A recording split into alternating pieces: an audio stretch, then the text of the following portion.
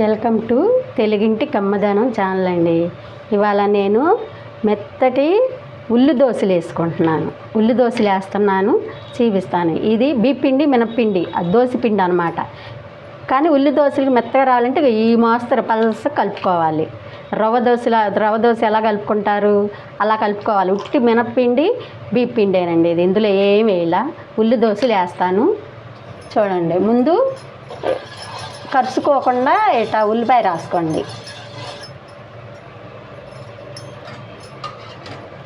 కథ కొంచెం ఆయిల్ వేయండి, కరుచుకోకుండా పిండి వస్తాయి. చూడండి, ఉల్లి దోశకి ఇలా కలుపుకోవాలి. రవ్వ దోశకి ఎట్లా కలుపుకుంటారు అట్లా కలుపుకోవాలన్నమాట. అప్పుడు బాగా వచ్చింది. గుండ్రంగా ఏమి రావులే, మనకు షేపులు ఏమి రావు. అట్లా వేసుకోవాలి. అట్లా సాను. ఇప్పుడు దీంట్లో ఉల్లిపాయలు వేద్దాం, పచ్చిమిరకాయలు.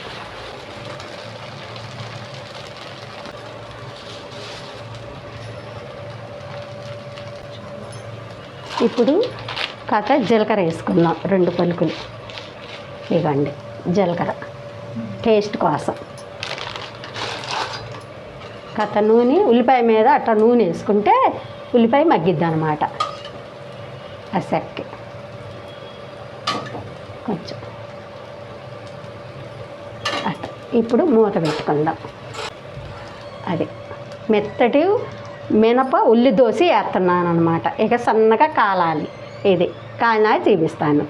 కొంచెం సెగ పెట్టుకోండి, ఉడకాయ. అది అట్లా పిండి ఈ మోస్తరులో కలుపుకోవాలండి. రవ్వ దోశలా కలుపుకోవాలి. ఉట్టి ఇందులో రవ్వ ఏమీ కలపాలి. ఉట్టి దోశ పిండే, మినప్పిండి బియ్యపిండే రుబ్బుంచుకున్న రాత్రి. తెల్లారి ఇట్లా మినప దోశలు వేస్తున్నాను అనమాట. కమ్మగా బాగుంటాయి, క్రిస్పీగా చూపిస్తాను అనమాట మీకు ఈ మినప దోశలు. ఇంకోండి, అట్టు ఎర్రగా ఇట్లా కాలాలి.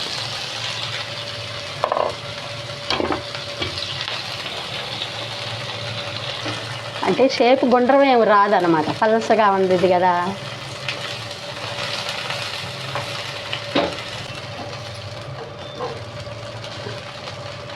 అదండి కమ్మటి ఉల్లి దోశ. చూడండి, వాటర్ స్టైల్లో ఉల్లి దోశ అండి ఇది. ఇందులో మనం మినపప్పు బియ్యమే, ఇక రవ్వ గోధుమ పిండి అవన్నీ ఏం కలపలేదనమాట. రవ్వ దోశ మోడల్ అనమాట ఇది.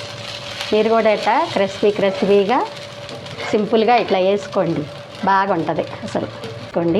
ఇదిగోండి దోశ.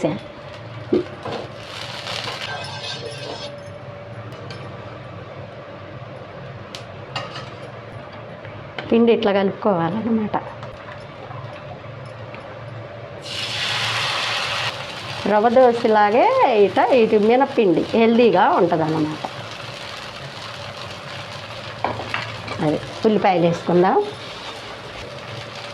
అట్టంతా వేసుకోవాలి ఉల్లిపాయలు. జీలకర్ర వేసుకోవాలి. ఇక 2 పొలికలే ఇట్లా టేస్ట్ కోసం. మినప్పిండితో ఉల్లి దోశ అనమాట ఇది. సూపర్గా బాగుంటుంది.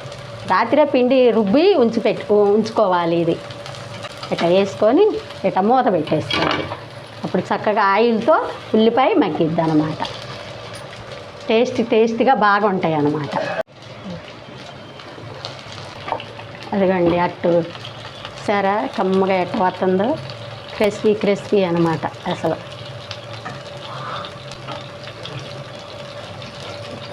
నిదానంగా తీసుకోవాలి, ఎందుకంటే పల్స్గా ఉండిద్ది కదా, అందుకని.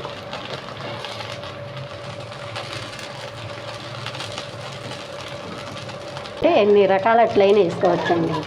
కాకపోతే కొంచెం ఇరుగుతాయని అదే. కానీ పలస పిండిగా మినప్పిండి కదా, కొంచెం కరుచుకుంటూ ఉంటుంది. అదిగండి హెమ్మీ అట్టు, టేస్ట్ అయిన అట్టు. చూసారా, ఇలా వేసుకోండి. రవ్వ దోశలాగా ఉంటుంది. ఇక బెజ్జాలు పడిద్ది. రవ్వ దోశలాగా ఉంటుంది, టేస్ట్గా ఉంటుంది. అది ఇలా అట్లా వేసుకోండి మీరు కూడా. ఇందులోకి శనక్కాయ చట్నీ చేసుకున్నాను అన్నమాట. ఇదిగోండి శనక్కాయ చట్నీ ఈ అట్లు తింటే రుచిగా ఉంటుంది. ఇదిగోండి మన రవ్వ దోశ లాంటి మినప దోశ, ఉల్లి దోశ అనమాట. బెజ్జాలు బెజ్జలుగా ఉండే రవ్వ దోశ లాంటి ఉల్లి దోశ ఉట్టి మినప్పిండి బియ్య పిండితోనే వేసా, దోశ పిండితో. మీరు కూడా ఇలా చేసుకోండి. ఉదయం బ్రేక్ఫాస్ట్ కింద నేను చేశాను అనమాట. బాయ్ అండి.